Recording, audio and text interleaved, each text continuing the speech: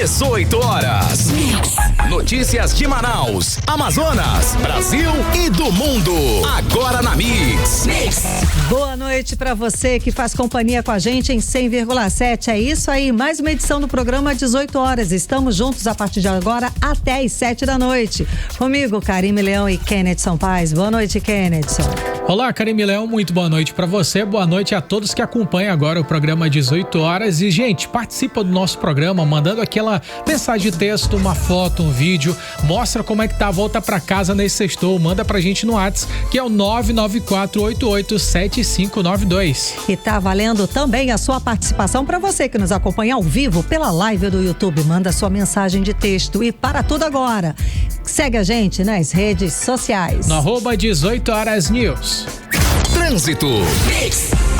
E a gente já começa sabendo as informações do trânsito, como é que está essa volta para casa nessa sexta-feira, nesse sextou, hoje com Nathalie Moraes. Boa noite, Nathalie. Muito boa noite para você, Karime, Kennedson e a todos os ouvintes. Trânsito fluindo com normalidade na noite dessa sexta-feira, ali na Avenida Efigênio Salles, com a Humberto Calderaro. No sentido bairro centro, a gente percebe uma leve retenção, isso de acordo com as câmeras de monitoramento do Centro de Cooperação da cidade. Já na Avenida Djalma Batista, ali nas proximidades dos principais centros comerciais, o trânsito está bastante lento nos dois sentidos da via.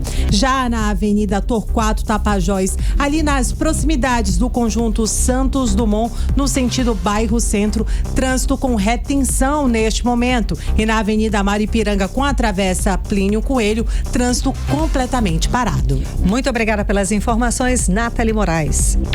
Mix.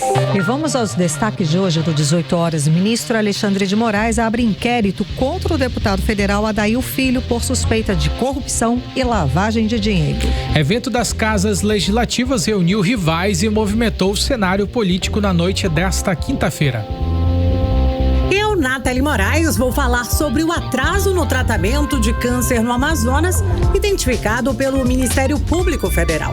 Eu, Vanessa Lima, explico sobre a nova regra do Procon Amazonas para aplicativos de transporte e entregas no estado. 18 horas. Esses e outros assuntos, os assuntos mais importantes do dia, a partir de agora para você que sintoniza 100,7. No programa 18 horas de hoje, sexta-feira, dia 24 de abril de 2026. Você está ouvindo 18 horas. E a gente começa o 18 horas com destaque na saúde. Escuta, o Ministério Público Federal identificou atraso no tratamento de pacientes com câncer aqui no estado do Amazonas. Denúncia que já trouxemos aqui, além do atraso no começo do tratamento por falta de exames e até de papel de impressora. Já falamos aqui do próprio tratamento, que foi interrompido por falta de insumos e os pacientes tiveram que voltar para casa. Ou seja, agora o Ministério Público Federal entrou em cena e esperamos que resolva, não é, Kennedson? Exatamente, Karime Leão, é uma demanda que precisa ser resolvida de forma urgente, porque a gente já viu vários casos acontecerem, a gente até está no grupo desses pacientes que muitas das vezes, quando falta uma medicação, olha, tem como vocês falarem lá no 18 horas para tentar cobrar, porque realmente está faltando a medicação e, de fato, é essa situação, né, Karime? São diversos pacientes que reclamam em relação a essa falta de gestão com os recursos públicos envolvendo a Fundação Secom, onde muitos tratamentos acabam ficando comprometidos. A gente sabe que, é claro, que o câncer é uma doença que precisa de um diagnóstico mais rápido possível, porque quanto mais cedo começa o tratamento, o paciente ele tem mais chance de cura. E o Ministério Público Federal ele revelou que 28% dos casos analisados, o prazo legal é de até 60 dias para poder ter o início do tratamento, e o que acontece é que muitas das vezes ele não foi respeitado. Então, nesses casos que foram avaliados pelo Ministério Público, não foram resolvidos nesse período que deveria ser um período limite, né, Karine? Exato, 28% pelo menos, é um número grande. Exatamente, a recomendação agora é para que o governo do estado do Amazonas e a prefeitura de Manaus reforcem, adotem novas medidas para que venham reestruturar as políticas de atenção a pacientes oncológicos da rede pública de saúde saúde daqui do nosso estado de modo geral, né? E é importante ressaltar, Kennedson, que em janeiro desse ano, nós noticiamos aqui no 18 Horas que a Justiça manteve a prisão preventiva do gerente da Fundação Secom, o Gabriel Henrique da Silva de Souza. Ele foi preso em outubro de 2025 na Operação Metástase do Ministério Público do Estado.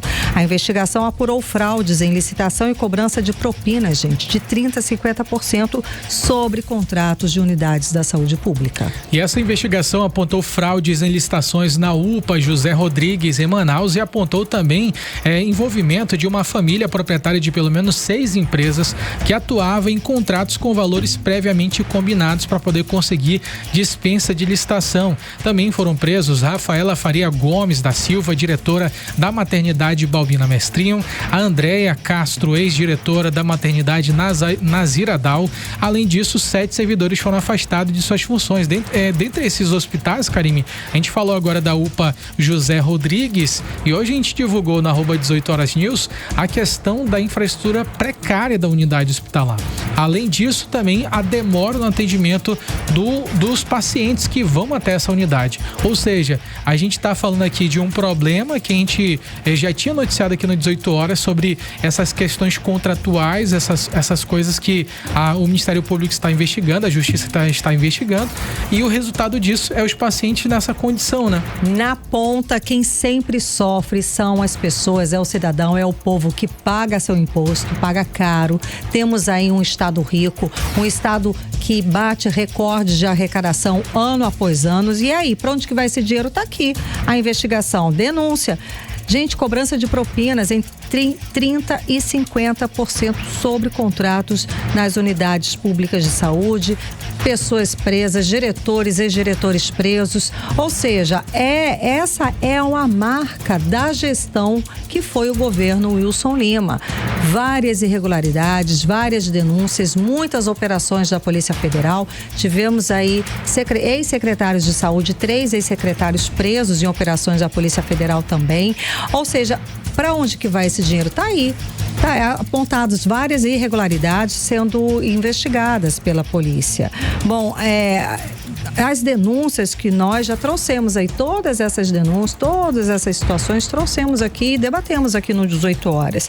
Agora, a nova é essa, que o Ministério Público Federal direcionou exigências específicas para o governo do Amazonas, para a Secretaria Estadual de Saúde e para a Fundação Secom, para corrigir irregularidades administrativas e operacionais. Quem está com essa denúncia é a repórter Nathalie Moraes, que conversa ao vivo aqui com a gente do 18 Horas. Boa noite, Nathalie. Então, tem prazo, né, para que o governo do Amazonas, para que ele apresente respostas, não é isso? Boa noite. Tem prazo, sim. Muito boa noite para você, Karime, Kennedson, e para todos os ouvintes que nos acompanham aqui no programa 18 Horas. Karime, só para contextualizar, só para que os nossos ouvintes consigam entender o que está acontecendo, muitas vezes, né, o tratamento começa quando você marca uma consulta numa unidade básica de saúde, né? Você vai ali, faz alguns exames de rotina e, infelizmente, acaba descobrindo que está convivendo com câncer. E aí você precisa dar início ao tratamento o quanto antes, dependendo aí do diagnóstico que você tenha. A lei estabelece que o tratamento seja iniciado em um prazo em até 60 dias. Só que em até 28% dos casos analisados pelo Ministério Público Federal, isso não acontece aqui no Amazonas. Na prática, isso significa que quase 1/3 dos pacientes com câncer do Amazonas já iniciam o tratamento aí com desvantagens, Sim. O que coloca em risco a vida de milhares de pessoas, de milhares de pacientes oncológicos. Isso, né, não sou eu que está falando, não é a Karime que está falando, é o Ministério Público Federal, depois de receber e analisar ali inúmeras denúncias.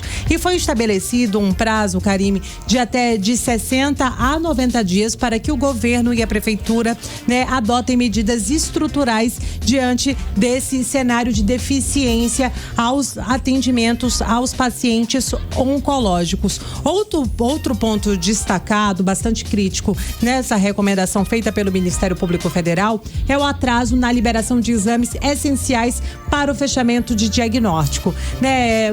Na maioria das vezes, um câncer ele é detectado a partir de aparecimento de nódulos, feridas, e todos esses exames eles precisam passar por biópsia. Não é um exame que é feito a olho nu, né, Karine? Lógico, é muito sério. Não é algo, quebrei um osso, a gente... Não é, foi resolvido com o raio-x. Existe uma complexidade, e essa complexidade de exames como biópsias, testes de imunoquímica, não estão acontecendo dentro do prazo, nem muitas das vezes nem estão acontecendo por falta de equipamentos, por falta de insumos, por falta de mão de obra dentro da Fundação SECOM. A gente trouxe aqui até aquela questão da falta de papel na impressora para o paciente conseguir receber o resultado de um exame e aí prosseguir ou não o tratamento contra o câncer, contra essa doença. Quer dizer, chegamos a esse absurdo, né? Não ter papel trava o começo de um tratamento ou diagnóstico, né, certeiro dessa doença, que a gente sabe, quanto mais cedo diagnosticado, como o Kennethson falou, mais cedo começa o tratamento e mais chances esse paciente tem de cura. Exato, né? E esses procedimentos que deveriam ser prioridade absoluta para o governo, né, realmente levou ao Ministério Público Federal tomar essa medida. Inclusive, né, essa falta de prazos estabelecidos viola a lei que estabelece o prazo máximo, né, que é de 60 dias para o início de tratamento desses pacientes. E a situação fica cada vez mais agravada com a situação estrutural das unidades que deveriam ser referência. A Fundação Hemoam, por exemplo, apesar de ser referência estadual em atendimento de doenças hematológicas, e aí a gente pensa, né, logo em leucemia, em doenças realmente desse tipo, né, ela vem passando por problemas irregulares, não apenas burocráticos. A gente viu que o novo hospital, a nova estrutura foi entregue, mas o atendimento não conseguiu regularizar isso, porque a gente já tinha uma lista reprimida muito grande de pacientes que precisavam de atendimento.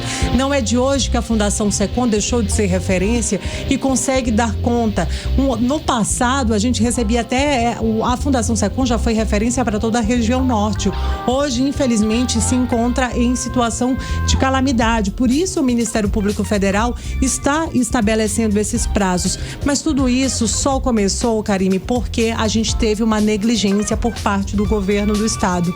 O Amazonas passou, a gente pode dizer assim, por pelo menos 8 anos de esquecimento quando o assunto é saúde pública. Ou seja, a gente chegou a esse ponto, e esse ponto de colapso, de extrema realmente faltar, ao ponto de faltar papel para imprimir um exame de sangue por negligência. E essa negligência tem nome.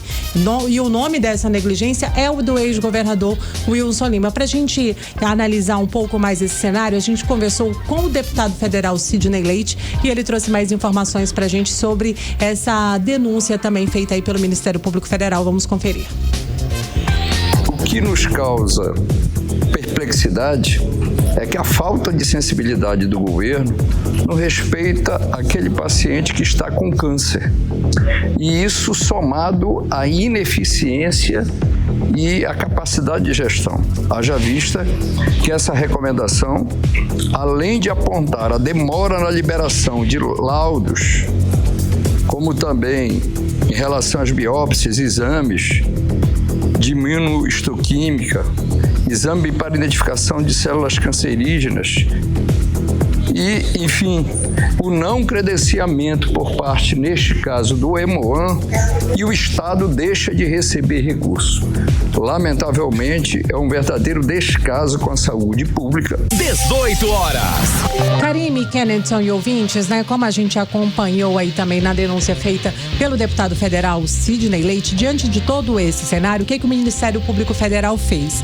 Ele não apenas recomendou, mas impôs uma reestruturação imediata ao governo do Amazonas e à Prefeitura de Manaus. Eles têm um prazo de até 60 dias para apresentar um plano conjunto de reorganização de filas, né, com a integração dos sistemas de regulação, priorização absoluta de casos suspeitos e a criação de mecanismos de busca ativa para identificar pacientes que ultrapassam os prazos de atendimento. Aquela pessoa que tinha um nódulo que estava em investigação, não retornou, eles vão ter que mapear e encontrar esses pacientes e fazer com que essas pessoas realmente busquem ajuda médica, né? Também foi determinada a criação em até 90 dias de um comitê de gestão permanente oncológica, com a participação da Secretaria de Saúde do Estado do Amazonas, né, para monitorar a evolução das filas e produzir relatórios apresentando se esses pacientes eles foram atendidos,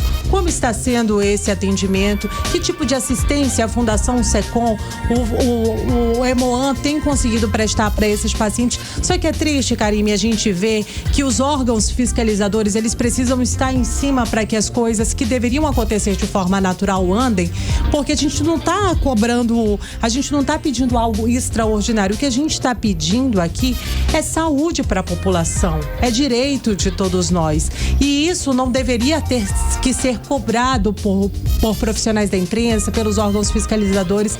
Isso é dever do Estado, oferecer saúde e dignidade para todos nós. E principalmente quando a gente fala de um estado tão rico quanto o Amazonas, né, que bate recordes de arrecadação, que infelizmente foi esquecido pelo governo. Para falar um pouco mais sobre esse assunto, a gente ouve mais um trechinho aí da fala do deputado federal Sidney Leite. O senhor Wilson Lima arrecadou mais de 230, em torno de 240 bilhões de reais. E para onde é que foi esse dinheiro? Haja vista que, não diferente da educação, a saúde do Amazonas é a pior do Brasil, em que as pessoas morrem na fila do CIGEG, que vários secretários de saúde foram presos e que o próprio senhor Wilson Lima, ex-governador, né, é réu no Superior Tribunal de Justiça por denúncias e fortes indícios de desvio de dinheiro público na saúde. Tem um processo do caso da epidemia do Covid-19, da pandemia, e que o Estado continua na mesma situação.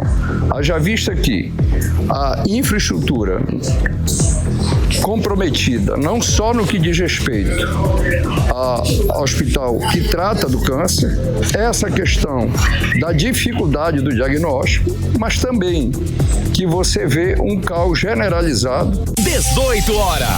É um caos generalizado, realmente, como falou aí o deputado federal Sidney Leite. O que essa recomendação revela pra gente, Karime Kennedson, é um diagnóstico institucional grave.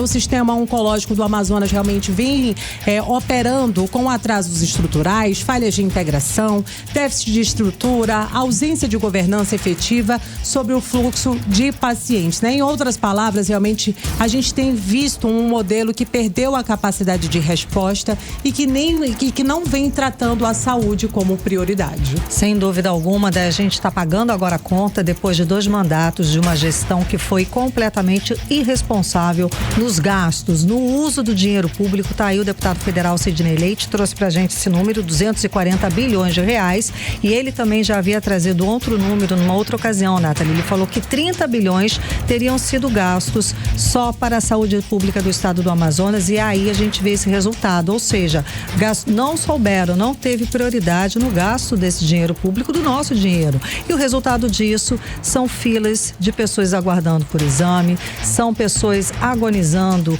na fila de espera, são mães parindo, tendo filhos na recepção, no chão. São crianças recém-nascidas que ficam em cadeiras de plástico como berços improvisados. É completa falta de respeito com o cidadão do estado do Amazonas. Não há dignidade na hora que você vai lá precisar de um atendimento na saúde pública do estado. A gente sabe que vai passar perrengue, a gente sabe que vai demorar, sabe que quando você for atendido por médico, dificilmente vai ter a medicação que o médico pediu lá, sabe que não vão ter, em muitos casos, como você trouxe, Nathalie, não tinha aparelho de raio-x para o ortopedista trabalhar. Como que faz? E, de novo, cadê esse dinheiro? Ou seja, ladeira abaixo. E eu vou só terminar aqui com essa ressalva que o deputado federal Sidney Leite falou pra gente. Que o ex-governador do estado, Wilson Lima, ele é réu, sim, acusado de vários crimes durante a pandemia da Covid-19. Ele responde no Superior Tribunal de Justiça. Ele é réu apontado por vários crimes, desvio de dinheiro. Agora, ele é acusado de ser chefe de uma organização criminosa que desviou dinheiro público da saúde do estado do Amazonas. E essa questão ele responde por aquela questão da compra superfaturada dos ventiladores pulmonares numa loja de vinho. Isso é escândalo que todo amazonense sabe de cor. Pois é, foi descoberto por nós, a equipe de jornalismo do 18 Horas, quem descobriu esse escândalo, tornou público e está lá, depois de várias denúncias, está em Brasília, ele é réu, responsável por essa situação e responde por vários crimes, e entre eles de ser chefe de uma organização criminosa que atuou na saúde pública do estado do Amazonas. Muito obrigada pelas informações, Nathalie Moraes. Você está ouvindo 18 Horas. Lembra daquele caso de 3 empresários amazonenses pegos em flagrante lá no aeroporto de Brasília, gente? Eles estavam com uma grana preta, mais de R$1 milhão dentro de uma mala. O negócio tava dinheiro demais, meu irmão. E dinheiro vivo, né? Em espécie. Dinheiro vivo, em espécie. E olha só o que aconteceu. Teve uma nova atualização sobre esse caso. O ministro Alexandre de Moraes, do Supremo Tribunal Federal, ele mandou abrir um inquérito contra o deputado estadual, o deputado federal Adail Filho, do MDB, por suspeita de corrupção e também lavagem de dinheiro. A informação, inclusive, é destaque de hoje na coluna Radar da revista Veja. Também a gente divulgou um vídeo no @18horasnews explicando detalhes sobre essa situação. E no vídeo nosso lá do @18horasnews, você pode ver ali um histórico até, né, Kenneth? Kenneth, você trouxe essa história pra gente, desde que esses empresários foram pegos lá em Brasília, você apurou isso tudo. O que aconteceu, gente? A Polícia Federal ligou o deputado federal Adail Filho à apreensão desses mais de R$1 milhão em dinheiro em espécie, dinheiro vivo, como minha avó falava, no aeroporto de Brasília. Isso foi em maio de 2025. O dinheiro estava com os 3 empresários aqui do estado do Amazonas, o César de Jesus Glória Albuquerque, Eric Pinto Saraiva e Wagner Santos Moitinho. Eles tinham aí contratos milionários com a prefeitura de Quari, comandada por Adail Pinheiro, pai do deputado. Segundo os levantamentos preliminares da Polícia Federal, os indivíduos eles são sócios da empresa com extenso leque de atividades declaradas. No entanto, não foram identificadas, na realidade foram identificadas diversas inconsistências nesse processo.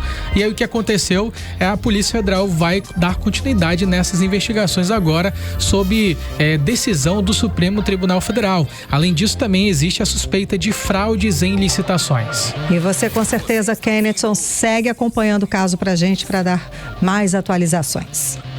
Você está ouvindo 18 Horas.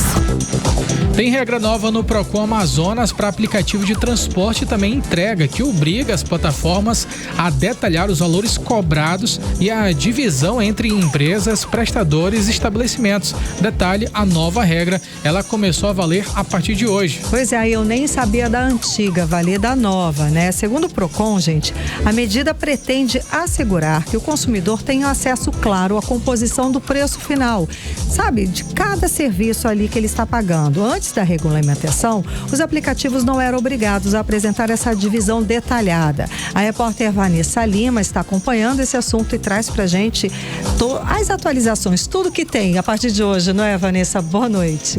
Muito boa noite para você, Karime, para o Kennethson e para todos os nossos ouvintes. Pois é, a partir de hoje, os aplicativos de transporte, de entrega, aqueles que a gente usa no dia a dia, vão ter que mostrar de forma clara o preço final e como ele é formado. E isso acontece por causa de uma portaria publicada pelo Ministério da Justiça e Segurança Pública. A regra vale para todo o país e obriga as plataformas a detalharem a divisão de valores. Quanto fica com a empresa, quanto vai para o motorista ou entregador e quanto é repassado ao estabelecimento. Antes, essa informação não aparecia e o consumidor ficava sem entender como o preço era definido.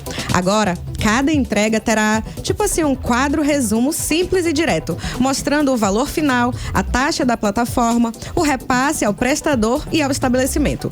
Tudo isso para garantir transparência e dar ao usuário o direito de saber exatamente para onde está indo o seu dinheiro. Olha só, segundo o diretor-presidente do Procon Amazonas, Jalil Frasch, a transparência é essencial e o consumidor tem direito de entender como o seu dinheiro está sendo usado. Vamos ouvi-lo. Regulamentaram, através da portaria 61 de 2026, a necessidade dos aplicativos de delivery e de transporte de informar ao consumidor a composição do preço, a composição daquele valor, com todos os detalhes do que corresponde o quê. É uma forma de garantir o princípio da informação, o direito à informação que está previsto no Código de Defesa do Consumidor, mas também é importante destacar que o Ministério da Justiça foi muito feliz em trazer mais transparência para a relação de consumo com esta portaria. Vamos ver como ela ocorrerá na prática ao longo do período. A portaria traz o prazo de 30 dias por parte dos provedores dos aplicativos para a adequação das plataformas e a partir daí será cobrada através das fiscalizações. É importante o consumidor se sentir prejudicado sempre denuncie e o Procon está de portas abertas. 18 horas. Pois é, as empresas elas vão ter 30 dias para se organizar e quem não cumprir pode sofrer penalidades previstas no Código de Defesa do Consumidor, desde multas até suspensão temporária das atividades. Então, a partir de agora, quando você pedir um carro ou uma refeição por aplicativo, vai poder ver de forma simples e rápida como o preço foi dividido. Isso é mais transparência, mais informação e mais poder para o consumidor. Muito obrigada pelas informações, Vanessa Lima. Você está ouvindo 18 horas. A Caixa Econômica Federal e o Banco do Brasil começam a operar a partir desta quarta-feira com as novas regras do programa Minha Casa Minha Vida. As mudanças, elas alteram 2 pontos centrais: os limites de renda das famílias e o valor máximo dos imóveis financiados. Bom, na prática, Kennedson, o programa passa a atender famílias com renda mensal de até R$13 mil e imóveis de até R$600 mil. O repórter André Meirelles explica mais pra gente a respeito dessa novidade. Boa noite, André. A Caixa Econômica Federal e o Banco do Brasil já começaram a operar com as novas condições do programa habitacional. Na prática, o limite de renda aumentou e agora famílias que ganham até R$13 mil por mês podem participar. Além disso, o valor dos imóveis também subiu. Agora é possível financiar casas e apartamentos de até R$600 mil dentro do programa.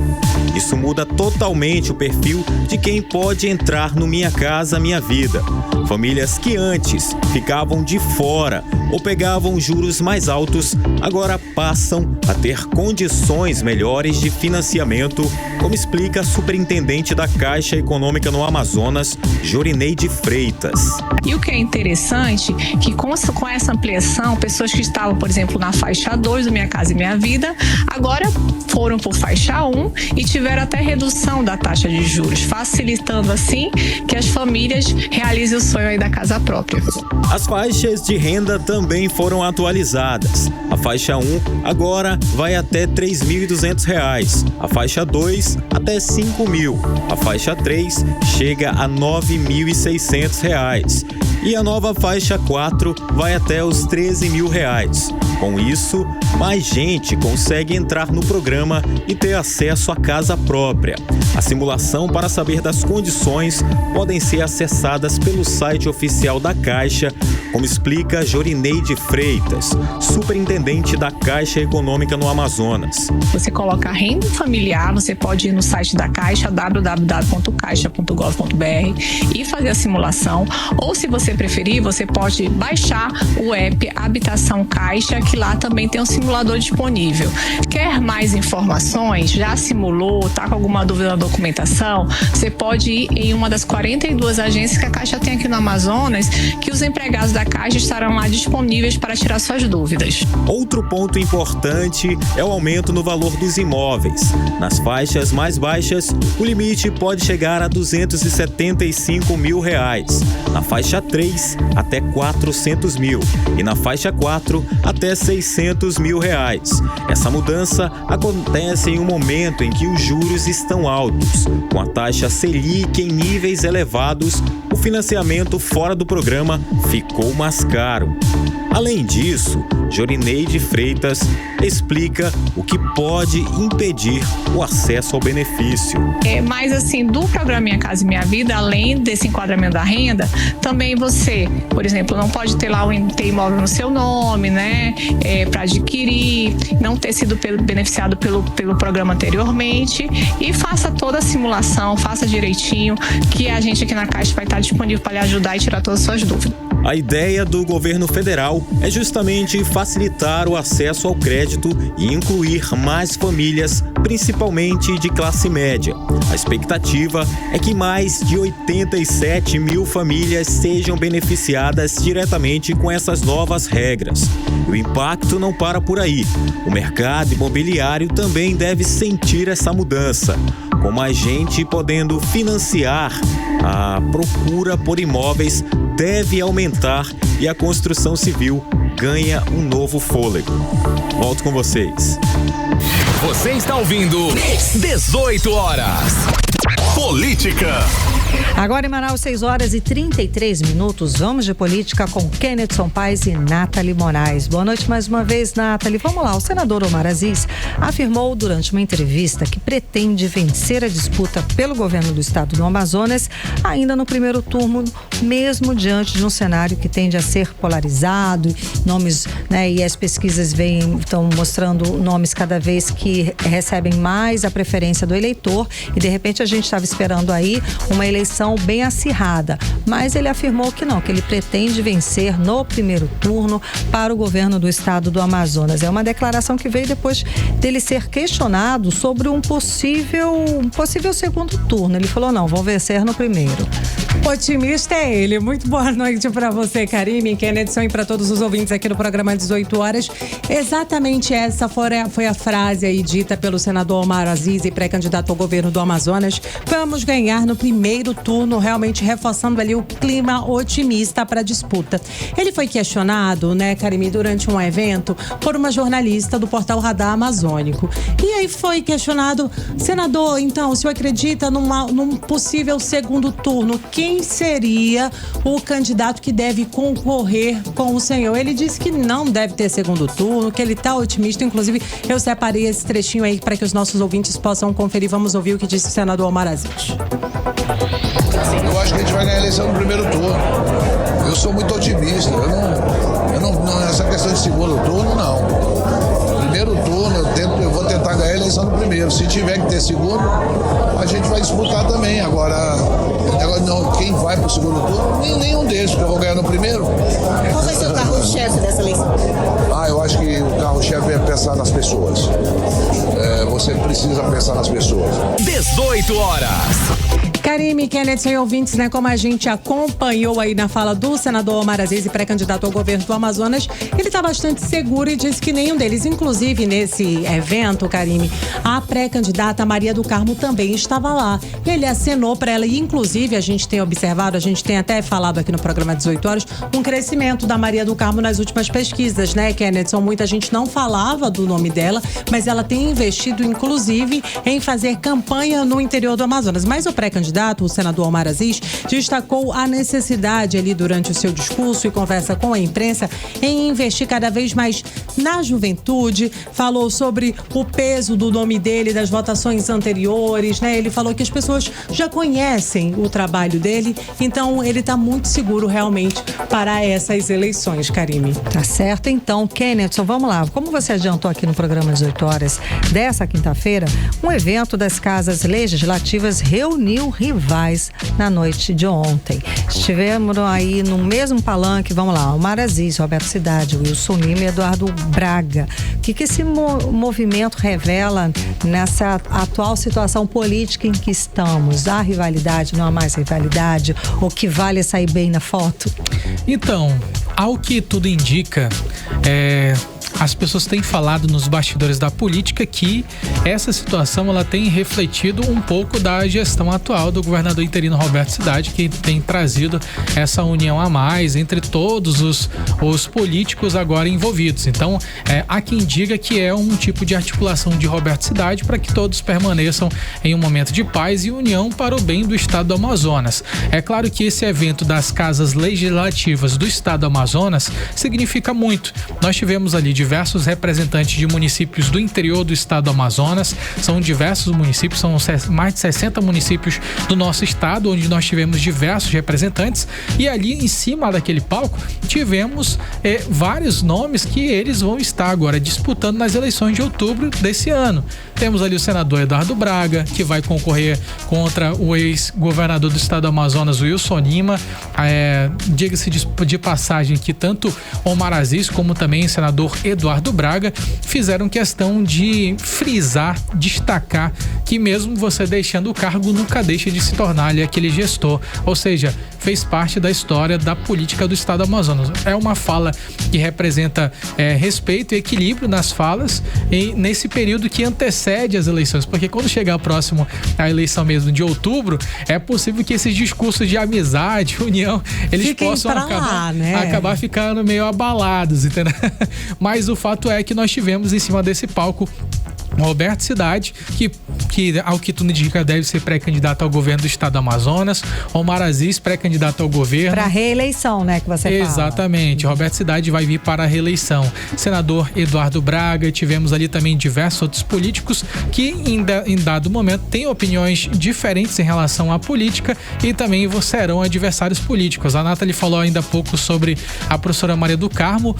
Omar também fez questão de frisar isso, que apesar de serem adversários políticos, não são inimigos de forma alguma, e destacou a presença dela nesse evento, assim como também destacaram o senador Eduardo Braga e o governador interino Roberto Cidade. Ou seja, é um momento de reorganização política e também de fazer novas alianças políticas, já tendo em vista as próximas eleições. Mas o que chamou a atenção mesmo foi a ausência, porque assim como tivemos a presença de vários políticos, a ausência também fala bastante alto. O prefeito de Manaus, Renato Júnior, não estava presente.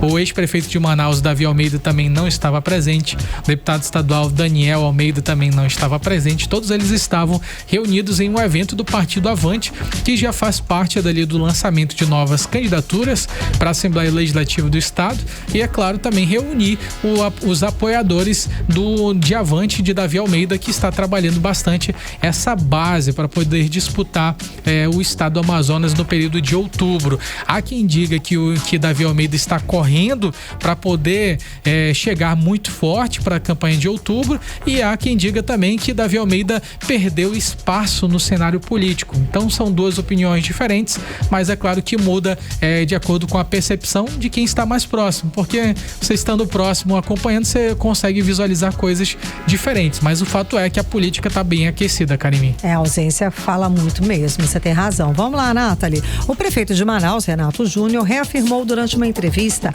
apoio à pré-candidatura de Davi Almeida ao governo do Amazonas. Bom, dizendo que vai manter a sua atuação na prefeitura enquanto participa do processo político. Nesse cenário aí ainda em construção, digamos assim, como é que esse alinhamento entre Renato e Davi Almeida pode impactar nessa formação aí de blocos políticos? Pelo menos seguem juntos, não é? Seguem juntos, Karime, sim. Muita gente, né? Alguns blogs, portais têm divulgado as informações de que eles teriam rachado, porque eles não estariam fazendo tantas aparições públicas. Mas o Renato tem participado de toda a agenda de campanha do ex-prefeito Davi Almeida cumprida aqui na capital Manaus. Ele não tem acompanhado no interior, mas em Manaus, é claro, ele tem estado junto. E ele disse que realmente ele vai percorrer e vai cumprir a agenda de compromissos dele como prefeito de Manaus durante o dia e que durante a noite, nos intervalos do seu trabalho, ele vai seguir ajudando o estado com nomes naqueles que ele realmente acredita. E que quem conhece ele de verdade sabe que ele não é traidor, Karime, que ele é uma pessoa leal. Isso aí, é claro, ele já estava fazendo críticas ao ex-vice-governador Tadeu de Souza, que era, né, o melhor amigo best friend do ex-prefeito Davi Almeida. E aí teve aquela troca de lado. E aí é claro que o Renato Júnior aproveitou essa oportunidade para dar aquela alfinetada. Inclusive, eu separei um trechinho para que os nossos ouvintes possam conferir. Vamos ouvir. Vou cumprir com a minha agenda de compromisso como prefeito de Manaus durante o dia e durante a noite, nos intervalos do meu trabalho, estarei ajudando o meu estado com nomes que eu realmente acredito que são o melhor para o meu estado. O senhor falou ali em cima que o senhor vai até o final. Houve especulações de talvez o senhor iria abandonar a base? Na verdade, especulações de todas as formas acontecem a todo instante. Especulam isso de mim, muitas das vezes, por não me conhecerem. Se me conhecerem, sabem que eu tenho um lado e sou leal. 18 horas. É isso, né, Karime? A gente vê aí mais uma manifestação pública por parte do Renato Júnior, prefeito de Manaus, fortalecendo o cenário do Davi Almeida, ali nesse cenário pré-eleitoral, demonstrando realmente que esse grupo político pretende ali se manter unido, vamos dizer assim. Certo. Kennedy, o vereador Rosinaldo Boal, gente, aquele afastado por decisão judicial por suspeita de rachadinha, segue tendo presença registrada em sessões da Câmara Municipal de Manaus. E esse fato levanta questionamentos sobre o controle interno e as aplicações aí das decisões judiciais dentro da Câmara Municipal de Manaus. Exatamente, Karime. Quem diz isso daí pra gente são fontes oficiais, né? São documentos oficiais que atestam que entre os dias 2 e 11 de março ele teve o registro de participação mesmo sem estar fisicamente no plenário. Esses registros, eles indicam que a presença foi feita de forma remota, o que levanta esses questionamentos, já que o parlamentar ele está afastado do cargo por decisão judicial e usa tornozeleira eletrônica ainda. E o caso, ele ainda é mais grave porque o Boal, ele é investigado por suspeita de liderar um esquema de rachadinha no próprio gabinete, além de responder por lavagem de dinheiro, associação criminosa e uso de funcionários fantasmas. Durante a operação, o Ministério Público chegou a apreender cofres ligados ao vereador com cheques e também dinheiros em espécie. Mesmo assim, ele continua com o mandato e recebendo o salário integral depois que a Câmara decidiu não cassar o parlamentar, alegando que ainda não há condenação definitiva. A decisão, é claro que gerou muita revolta e levantou dúvidas sobre a conduta da Casa Legislativa. É claro que todos têm o direito à ampla defesa, né? Só Sem que, de dúvida, fato, para a população pega muito mal. Ainda mais recebendo salário integral, né? Realmente. Muitíssimo obrigada pelas informações. Bloco de Política com Kennedy Paes e Nathalie Moraes. Você está ouvindo 18 horas. E tem aumento, viu, na conta de luz. A bandeira tarifária para o mês de maio vai ser amarelo. O anúncio foi feito hoje pela Agência Nacional de Energia Elétrica. Isso representa, gente, um aumento de R$ 1,88 a cada 100 quilowatts consumidos, tá? E entre janeiro e abril, só lembrando aqui que de janeiro e abril a bandeira tarifária foi mantida na cor verde, sem aumento nenhum. Isso por causa dos índices considerados satisfatórios nos reservatórios das usinas hidrelétricas. 18 horas. Daqui a pouco, aqui no 18 horas, BR-319, prevista para a próxima segunda-feira, dia 27, a entrega da ponte sobre o rio Altasmirim. É o nosso assunto em instantes. 18 horas. Trânsito. Agora em Manaus, 6 horas e 45 minutos. Vamos saber como é que está o trânsito. A volta para casa com Nathalie Moraes. Boa noite mais uma vez, Nathalie. Boa noite, Karime, Kennedy e a todos os ouvintes do programa 18 horas. Nesse momento, segundo as câmeras de monitoramento do Centro de Cooperação da cidade de Manaus, já na Avenida Efigênio Salles com Alberto Calderaro, trânsito flui normalmente nos dois sentidos da via. Já na Avenida Djalma Batista, nas proximidades dos principais centros de compras da cidade, trânsito com retenção no sentido centro-bairro, já no sentido bairro-centro, fluindo com normalidade. Já na Avenida Torquato Tapajós, nas proximidades da entrada ali do conjunto Santos Dumont, trânsito com retenção neste momento. Já na Avenida Mário Ipiranga, com a travessa Plínio Coelho, o trânsito segue com lentidão, Karime. Muito obrigada pelas informações, Nathalie Moraes. 18 horas. A Justiça do Amazonas recebeu nesta sexta-feira, dia 24, a denúncia do Ministério Público do Estado do Amazonas contra o comandante da embarcação Pedro José da Silva Gama, acusado de causar um acidente que resultou na morte de 3 pessoas em Manaus. Com a decisão, ele passa a responder como réu por homicídio qualificado. O caso, a gente lembra, envolve o naufrágio da lancha Lima Abreu 4, ocorrido em 13 de fevereiro desse ano, na região do Encontro das Águas, aqui em Manaus. Além das mortes de 2 mulheres e um homem, o acidente também deixou pessoas desaparecidas. Segundo o Ministério Público, o comandante Pedro José da Silva teria agido com imprudência em alta velocidade e até participando de uma espécie de racha entre embarcações. Testemunhas relataram que passageiros chegaram a pedir para reduzir a velocidade, Karime, mas eles não foram ouvidos. E esse acidente, infelizmente, terminou com a morte de pelo menos 3 pessoas e outras ficaram desaparecidas. 18 horas. Previsão do tempo. Vamos saber agora como é que tá a previsão do tempo com Vanessa Lima. Boa noite novamente, Vanessa.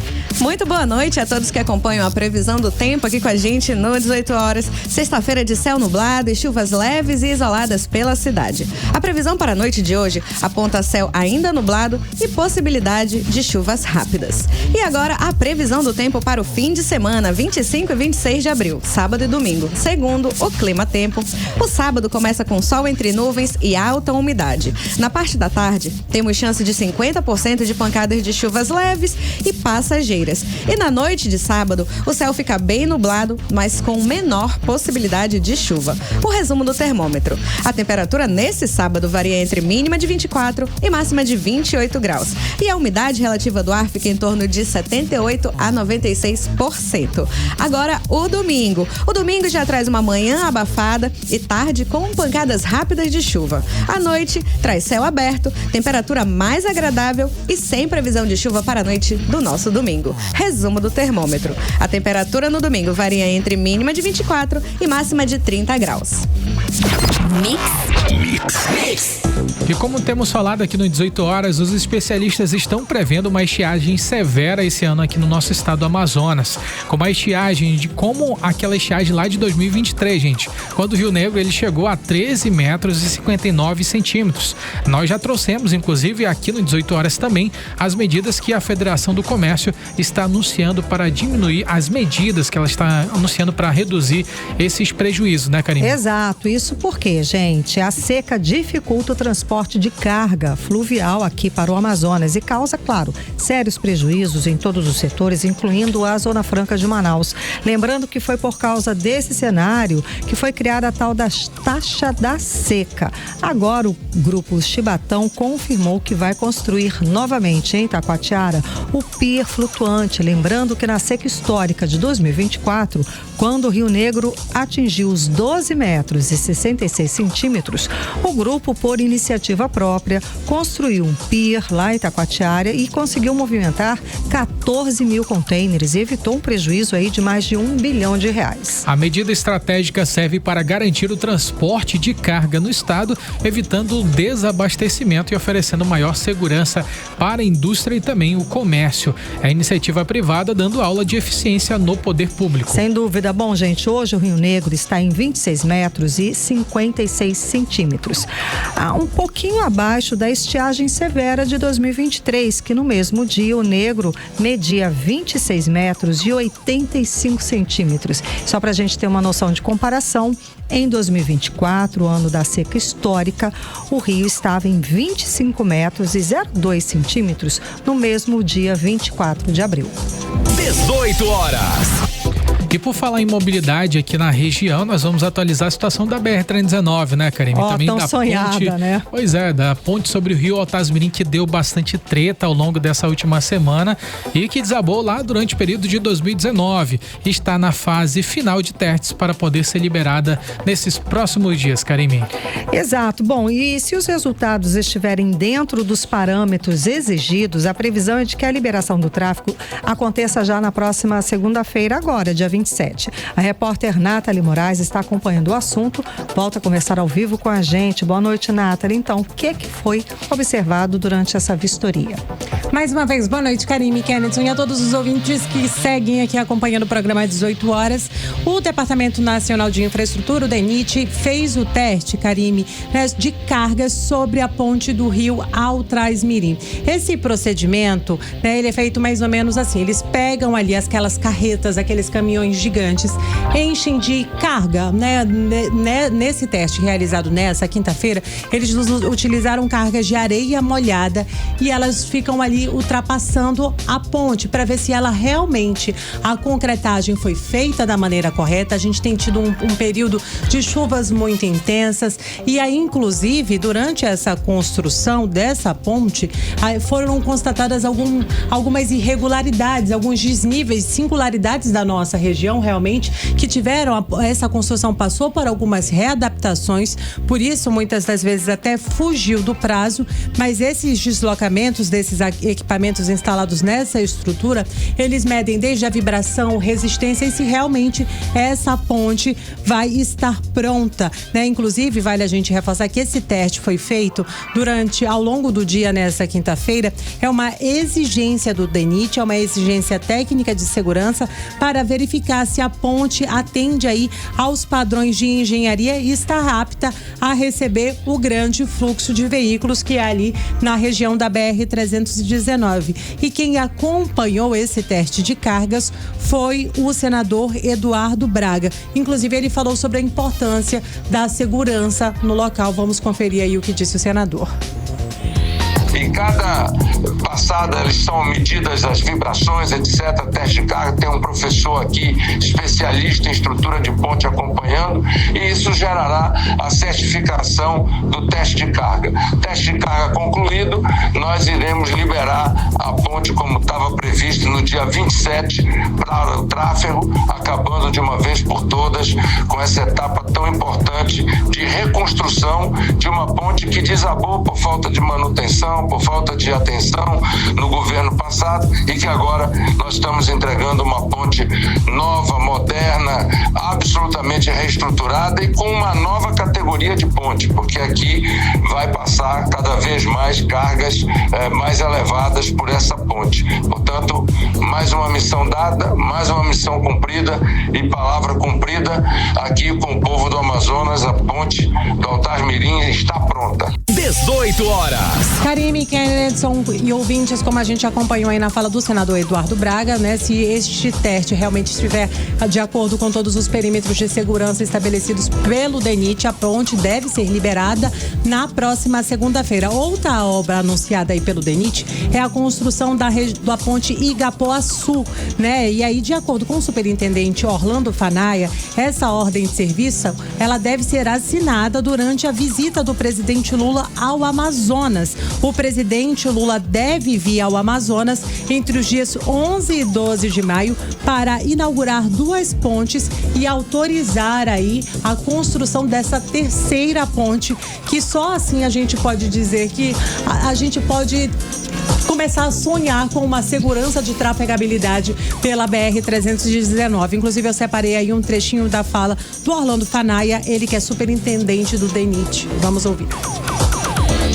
O Igapoaçu é um pouco diferente, mas também tem cuidados que estão sendo tomados. Ela já está contratada, acho que é importante colocar isso, para fazer o projeto. A empresa ela faz o projeto executivo e executa e faz a execução da obra.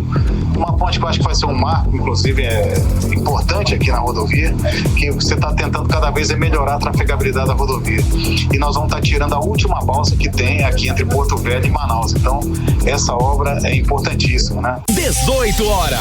É importantíssima, Karime Kennedson, como a gente ouviu aí na fala do presidente do DENIT, do superintendente. Essa travessia do Igapoaçu é realizada realizada hoje através de balsas. É uma operação muito crítica, realmente os motoristas enfrentam aquelas longas filas, um teste de paciência.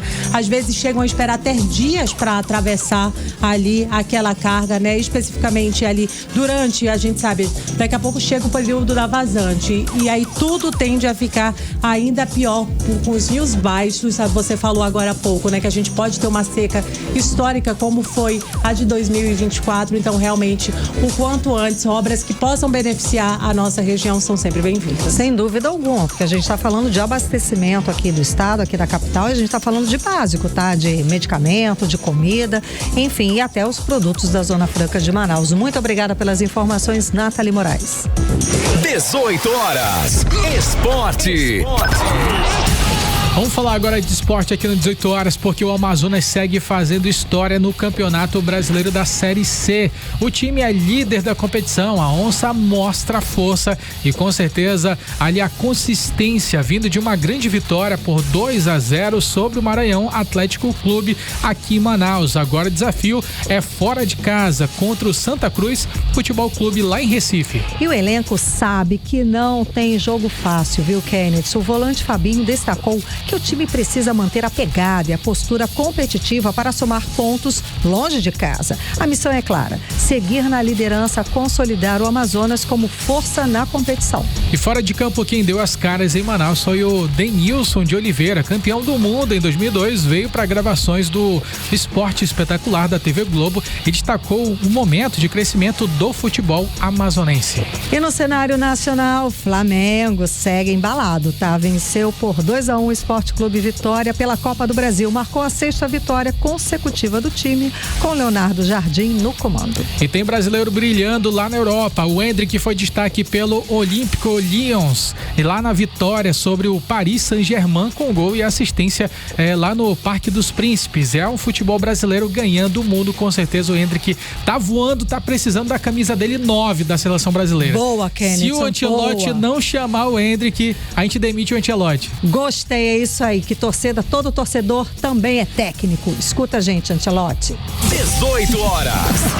E o fim de semana tá chegando, galera, e tá cheio de opções, né? Pra poder aproveitar ali com diversos shows, programações especiais aqui em Manaus. E a Vanessa Lima trouxe pra gente um balanço geral dessa programação. A gente vai conferir agora. Chegou a mais aguardada sexta-feira e a agenda cultural desse fim de semana está recheada de atrações imperdíveis. Nessa sexta-feira, às 19h, o Festival Amazonas de Ópera abre a noite com o concerto Viagem de Inverno, no Teatro Ibeu, no centro. E a entrada é gratuita pelo site do Simpla.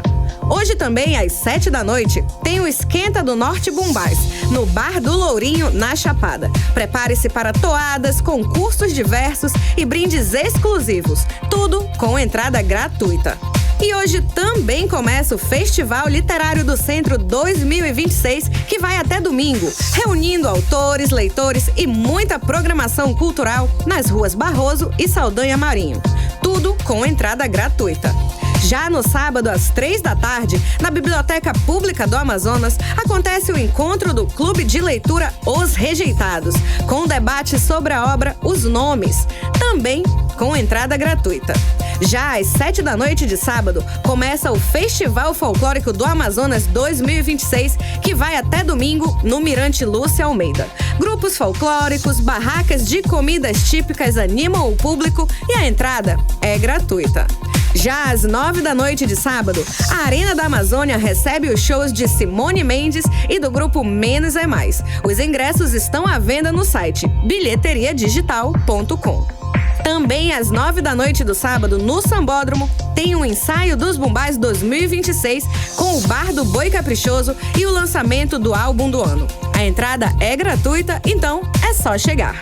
E para quem gosta de balada, às 22h desse sábado, o Belos Club apresenta a festa Top 90 2000 com os DJs Márcio Lima, Adriano Lima e Ari Guedes tocando só os clássicos. Os ingressos estão à venda na bilheteria do evento.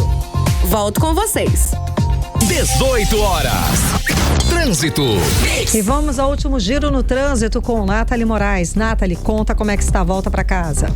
De acordo com as câmeras de monitoramento do Centro de Cooperação da cidade, nesse momento o trânsito ali na Avenida Humberto Calderaro com a Efigênio Salles, trânsito fluindo normalmente nos dois sentidos da via. Já na Avenida Djalma Batista, ali nas proximidades dos principais centros comerciais da cidade, trânsito com retenção nos dois sentidos da via. Já na Avenida Torquato Tapajós, ali na frente da entrada do conjunto Santos Dumont, o trânsito flui, mas de forma moderada. Já na Avenida Mário Ipiranga com a Plínio Coelho, ali na entradinha da Torquato Tapajós, o trânsito segue bastante carregado nesse início de noite de sexta-feira. Muito boa noite para você, Karime Kennedson. Muito obrigado, Nathalie Moraes. E agora seguimos direto para o editorial 18 horas. Editorial 18 horas. A Transparência Brasil e a República.org apontaram o Amazonas entre os piores estados na transparência dos contra-cheques do funcionalismo público. O estado foi classificado em 20º lugar. O levantamento chama a atenção para um princípio que é um dos alicerces da República e da democracia. Os cidadãos têm direito de saber o que é feito com cada centavo dos impostos recolhidos. Todos os órgãos dos três poderes devem dar total publicidade para o que fazem com os recursos públicos. Os salários de todos os funcionários, incluindo os dos mais altos escalões, devem ser publicados com detalhes. E mais, de forma acessível para que a população consiga as informações rapidamente, sem burocracia e sem atalhos nem pegadinhas. A transparência pública é dever do Estado e divulgar ações, receitas e despesas. E só ela permite o controle social sobre os bens do Estado e o combate à corrupção. 18 horas. O 18 horas de hoje fica por aqui. Muito obrigada pela sua companhia, gente. Um beijo, bom fim de semana. Até segunda-feira. Boa noite, Kennedson Paz. Boa noite, Karime Leão. Boa noite a todos que nos acompanharam ao longo de toda a semana. Obrigado por você que já está seguindo a gente no @18 horas news. E ótimo final de semana. Tamo junto. Você ouviu 18 horas.